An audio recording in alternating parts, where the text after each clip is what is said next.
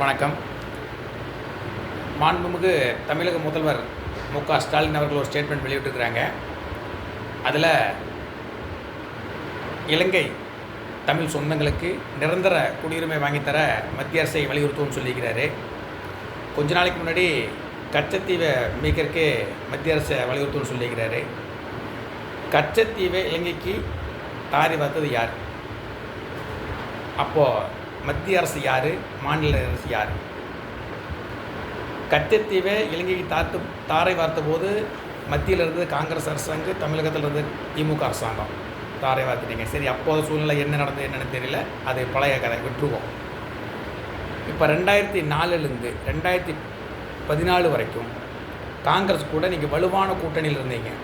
நீங்கள் ஆதரவு கொடுத்தா மட்டும்தான் அவங்க ஆட்சியே இருக்கும் அப்படிங்கிற அளவுக்கு ஒரு வலுவான கூட்டணியில் இருந்தீங்க. அப்போ அந்த 10 வருஷத்தில் எத்தனை தடவை கச்சத்தீவை மீட்கறதுக்கு நீங்கள் நடவடிக்கை எடுத்திருக்கீங்க? காங்கிரஸ் அரசாங்கத்தை வலியுறுத்திருக்கீங்க. இலங்கை தமிழர்களுக்கு அப்போ அந்த 10 வருஷத்தில் எத்தனை தடவை நிரந்தர குடியுரிமை வாங்கி தரக்கு நீங்கள் நடவடிக்கை எடுத்திருக்கீங்க?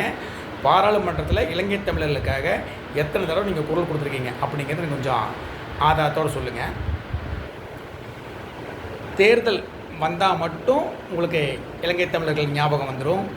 கையில் வேல் தூக்கிக்குவீங்க, காவடி எடுப்பீங்க, எல்லா வேலையும் பண்ணும்.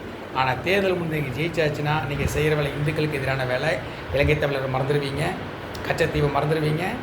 அப்போ உங்களுக்கு இலங்கை தமிழர் ஞாபகமோ கச்சத்தீவு ஞாபகமோ இந்துக்களுடைய ஞாபகமோ வரவே வராது. 2004லேருந்து 2014 வரைக்கும் இலங்கை தமிழருக்காகவோ கச்சத்தீவுக்காகவோ ஒரு குரல் கூட நீங்கள் கொடுக்கல. ஏன்னா அப்போ 1,76,000 கோடி 2G அந்த பிரச்சனை, கப்பல் வாங்குகிற பிரச்சனை நீங்கள் பிஸியாக இருந்துட்டீங்க. பரவாயில்ல, விடுங்க. இப்போ 2021லேருந்து 26 வரைக்கும் நீங்கள் ஜெயிச்சு 5 வருஷம் முடிய போகுது. இந்த 5 வருஷத்தில் இலங்கை தமிழருக்கு நிரந்தர குடியுரிமை வாங்கி தரக்கு உங்கள் எம்பிக்கு மத்திய அரசை எத்தனை ட்ரிப் வலியுறுத்தினாங்க அப்படிங்கிறத நீங்கள் கொஞ்சம் ஆதாரத்தோடு சொல்லுங்கள். நீங்கள் என்னென்ன நாடகம் போட்டிருக்கீங்க அப்படிங்கிறத மக்கள் பார்த்துட்டு தான் இருக்காங்க. இருந்தாலும் நீங்கள் கொடுக்குற அந்த 1000-500க்கும் கோட்டருக்கும் சாப்பாட்டுக்கும் மக்கள் அடிமையாக இருக்குது. அந்த நிலைமையில் தான் இன்னும் தமிழக மக்கள் நீங்கள் திராவிட கட்சிகள் வச்சுருக்கீங்க. தேர்தல் ஒருவேளை நீங்கள் மறுபடியும் ஜெயிச்சிட்டா இதெல்லாம் மறுபடியும் மறந்துடுவீங்க, கோமாக்கு போயிடுவீங்க. இலங்கை தமிழர்களை பற்றி பேச மாட்டீங்க, கச்சத்தீவை பற்றி பேச மாட்டீங்க. இந்துக்களுக்கு என்னென்ன இடத்துல கொடுக்க முடியுமோ அத்தனை கொடுப்பீங்க. ஒருவேளை அதிமுக எதிர்கட்சி அவங்க ஜெயிச்சிட்டாங்கன்னா தொடர்ந்து குரல் கொடுப்பீங்க. கச்சத்தீவு மக்கள் சொல்லி குரல் கொடுப்பீங்க. இலங்கை தமிழர்களுக்கு குடியுரிமை வாங்கி சொல்லி போராடுவீங்க. டாஸ்மாகை மூட சொல்லி போராடுவீங்க. உங்கள் தமக்கையார் இளம் விதவிகள் அதிகமாகிட்டான்னு குரல் கொடுப்பாங்க. உங்கள் அல்லக்கையை ஒருத்தர் கோபம்னு ஒருத்தனுங்க அவன் தெருவா தள்ளாடு தமிழகம் அப்படின்னு பாட்டு பாடுறதுக்கு வந்துடுவான். இது எல்லாம் மக்கள் பார்த்துட்டு தான் இருக்காங்க. ஒரு நாள் மக்கள் தெளிவாகிக்குவாங்க. அதுக்குள்ளே நீங்கள் திருந்துங்க. நீங்கள் திருந்தலைன்னா உங்களுக்கு முன்னாடி மக்கள் தெளிவாகிட்டு நீங்கள் அரசியல் அனாதை ஆக்கப்படுவீங்க.